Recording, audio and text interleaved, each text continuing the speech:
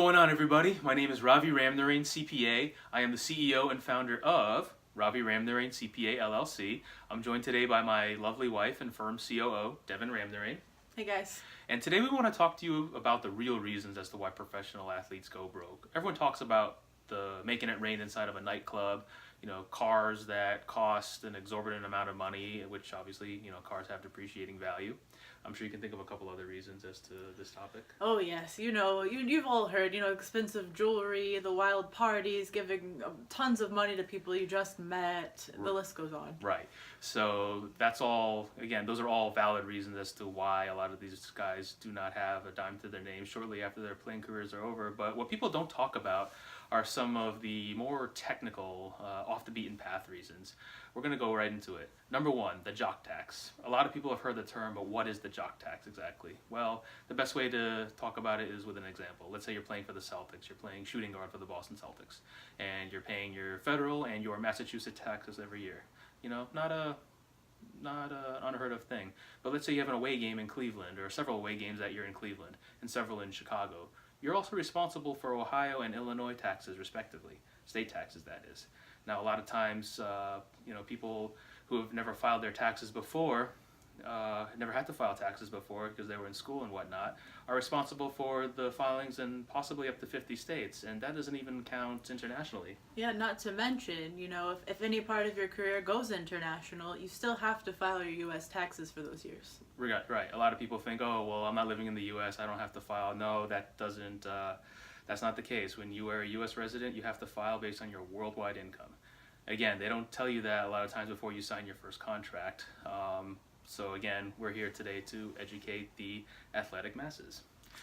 Number two, hiring an agent. Why do you need to hire an agent for anything, period? I mean, yeah, you need somebody to negotiate your contract, to make sure they're looking out for, what you think are your best financial interests. But you also have to pay them, a percentage of your fee, your contracts, every year. Why not just hire a high-powered attorney to negotiate that contract, for whichever endeavor, whether you're re-upping with, let's say, the Celtics, or you have a deal with Nike or something like that. Hire a lawyer, hire a second lawyer to review the lawyer's first lawyer's work, that is, unbeknownst to that lawyer, and your interest should be covered, Right. If you hire two lawyers, then just in case, your first lawyer doesn't have, your best ideas in mind, then your second lawyer, you can weigh those two contracts against each other and see who's got your best, interest. Right.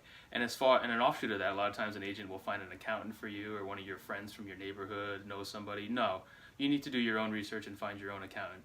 Reach out to the AICPA, that's the American Institute of Certified Public Accountants, or even look to NBA players, the Jamal Mashburns of the world, the Junior Bridgemans who have taken the money they made in the NBA and multiplied it exponentially.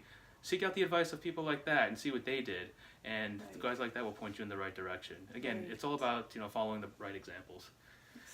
Number three, and this is a sore spot here at Ravi Ram CPA, it's keeping up with the Joneses. The Joneses are not going to pay your bills for you if you blow out a knee or bust an ankle or whatever it is that may end your career prematurely. I think the average career professionally in any sport is 4 years. I mean, that's not going to hold you for the rest of your life if you're making silly decisions with your money. Right.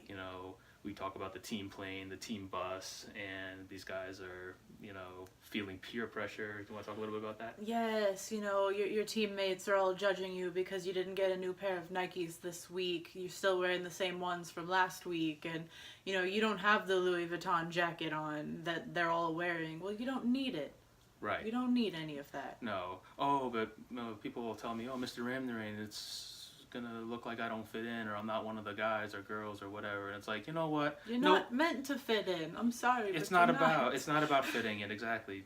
Devyn's right. It's not about fitting in. It's about making wise decisions for your family and yourself, and you're making sure that, God forbid you do blow out a knee or you can never play again, that you're in good health financially to continue on with your life, or if you're lucky, just retire at that point and live a more subdued life, and not have to worry about bills and whatnot.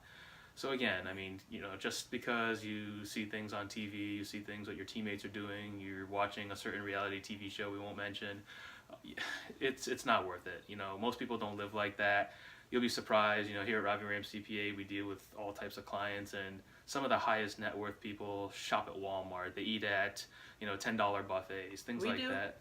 That's what we do. We love it. We loved. Oh my God, are you kidding me? The amount of you can eat as much as you want for what, $20, $25? We'll put that in another vlog. But yeah, that's another topic for another day. And finally, the fourth thing we want to talk about is family. Now, again, you do have people, loved ones that you came up with, and that sort of thing. But at the same time, you were the one that was out in the range shooting 1,000 jump shots a day to make sure that it was automatic. You were the one running the wind sprints. You were the one that was going through 3-hour practices with the coach that wouldn't stop blowing the whistle. All of that stuff. You did that. You came up. You made the money. That's your money. You need to set that aside. Your parents had a place to live before you signed that contract. You don't have to buy your mom a $2 million house all of a sudden. You don't have to buy your father an S-Class Mercedes with all the trimmings on it. You don't have to buy, watches and things like that for your brothers and sisters. Your friends all can get jobs and, make do on their own. You can still hang out with them. If they start to treat you a little differently, Well, if they start to treat you a little differently and then they fall off on their own, then that's their problem.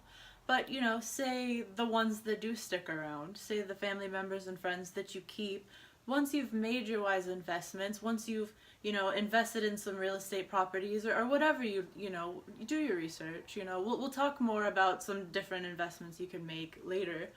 But once you've started growing your own wealth and the people, that are close to you do stay, the ones that do, that's when you could start doting on them a little bit, A little bit, yeah. Within reason, Right. Because if you buy something for someone, immediately, the second you get your contract, not only are you taking that from yourself, but they're going to expect more and more. It's Right. like if you give a mouse a cookie, they're going to want a glass of milk. Exactly. It doesn't stop. It's up to you to not let it start from the beginning. And another thing I want to add before we conclude is the one thing you want to watch out for especially is the relative, the distant cousin, the uncle, the aunt, who comes out of the woodwork the day after you sign your contract, and all of a sudden they have a son that's dying. Can you send them $20,000 so they can send their kid to Disneyland, before he dies? Yeah, right, whatever. Yeah. No.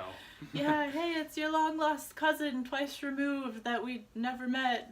Let's be best friends. Right, yeah, no new friends. So in a nutshell, again, the jock tax, don't hire an agent, hire a lawyer or 2 lawyers.